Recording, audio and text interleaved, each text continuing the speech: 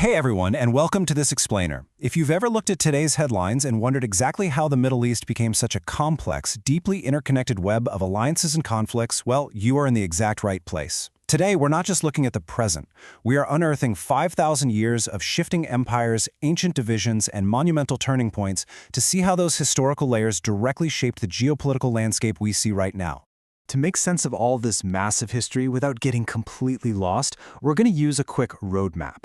We'll break this timeline down into 5 distinct epochs: the cradle of empires, the Islamic Golden Age, invaders and Ottoman rule, colonial lines and new nations, and finally, the modern multipolar Middle East. All right, let's jump right into our first era, the cradle of empires, the literal birthplace of civilization. Let's anchor ourselves in the Fertile Crescent. This is the region where humanity made that massive, world-changing leap from a nomadic lifestyle to urban, settled society. These ancient superpowers laid the groundwork for everything, and each empire rapidly built upon the last. It all kicks off around 3150 BC with the unification of Egypt, alongside the Sumerians in Mesopotamia who practically invented complex bureaucracies and legal codes. This rolls right into the Achaemenid Persian Empire, uniting all these disparate regions in the 6th century BC.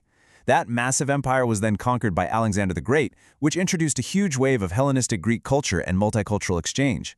And finally, we arrive at the 1st century BC with the Roman expansion, bringing the Pax Romana and some serious economic integration to the whole region. Fast forward past the Roman era, and you've got this monumental clash emerging between two dominant superpowers, the Byzantine Empire and the Sasanian Empire.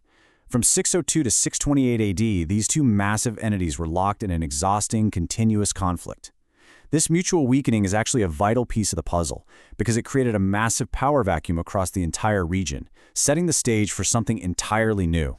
Which brings us to our second epoch, the Islamic Golden Age, a massive civilizational turning point. So remember that huge power vacuum we just talked about? Well, filling that void was a revolutionary new religious and political movement exploding out of the Arabian Peninsula. The spread of Islam was astonishingly swift. Starting in 610 AD, when Prophet Muhammad began preaching monotheism, it took only a few decades for his successors to completely dismantle the Sassanid state and take huge swaths of Byzantine territory. By 750 AD, the Abbasid Revolution had overthrown previous rulers and set up a brand new capital in Baghdad. And this wasn't just a military conquest, right? It unified incredibly disparate groups under a massive new imperial order, where Arabic became the dominant language of administration. But here's the absolute crucial takeaway. This era wasn't just about expanding borders on a map. It was a profound cultural flowering.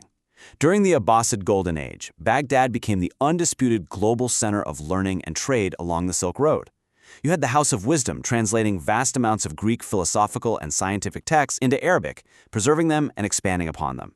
We're talking world-changing advances in algebra and medicine, and a vibrant cultural synthesis that gave the world timeless literary classics like the 1001 Nights. Moving right along to era number 3, invaders and Ottoman rule, a period defined by fragmentation and rebuilding. Now, as we see so often throughout history, massive empires are just incredibly hard to hold together.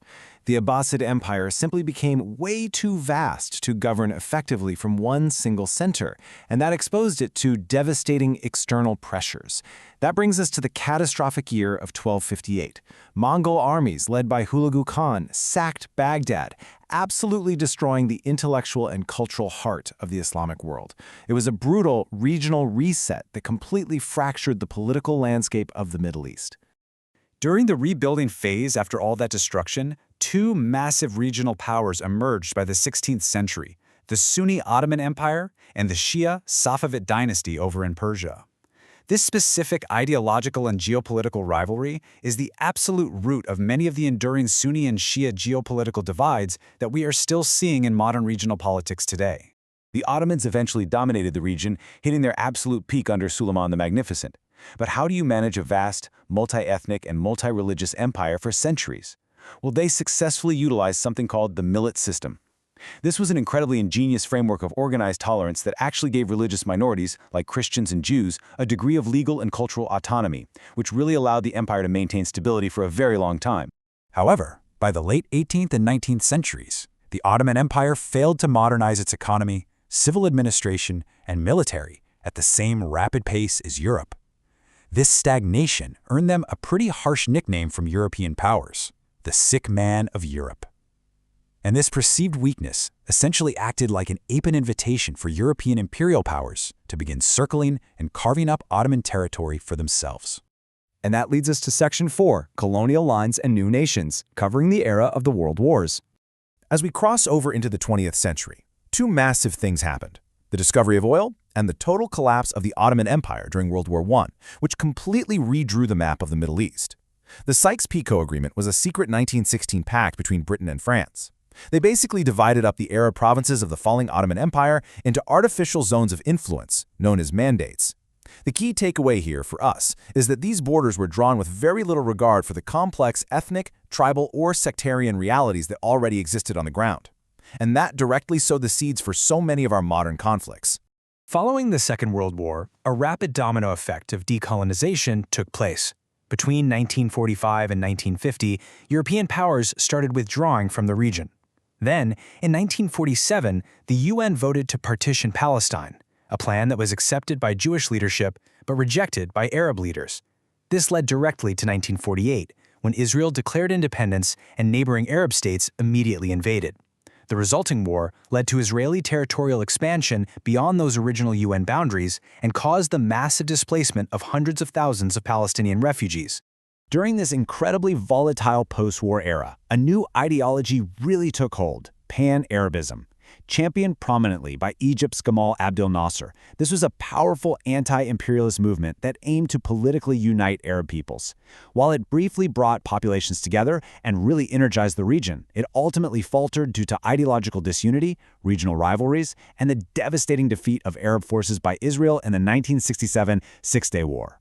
Now, if there is one year you need to remember from this era, it's 1979.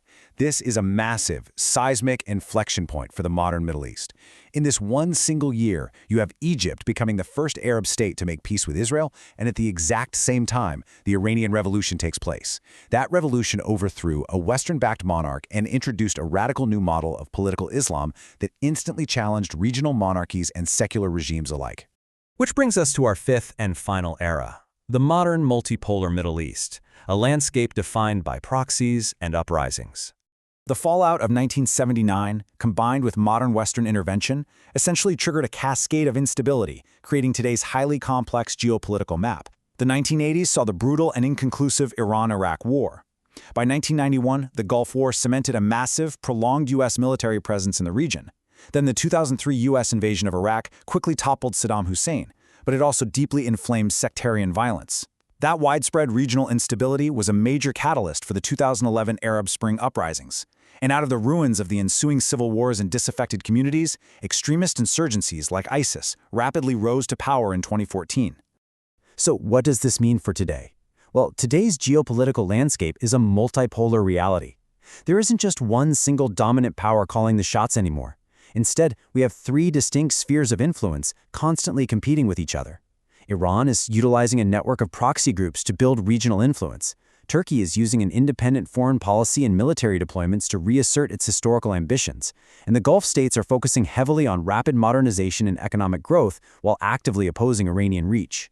Interestingly, though, these shared strategic concerns are actually forging totally unprecedented new diplomatic ties. The 2020 Abraham Accord saw Arab nations like the UAE, Bahrain, Sudan, and Morocco normalize relations with Israel. So despite deep historical rivalries, a mutual concern over Iran's influence and widespread frustration with the Israeli-Palestinian stalemate marked a major shift in regional diplomacy. So, where does that leave us? Well, it brings up one incredibly massive question to wrap up this explainer. Can the Middle East overcome its 5,000-year legacy of external intervention and artificial division to finally achieve lasting stability? This region remains incredibly rich in potential, driving global economics and culture, yet it is so heavily burdened by these overlapping layers of history. It's a fascinating, deeply complex landscape, and understanding these historical layers is really the absolute best way to truly grasp what happens there next. Thanks for joining me in this explainer, and keep questioning the history behind the headlines.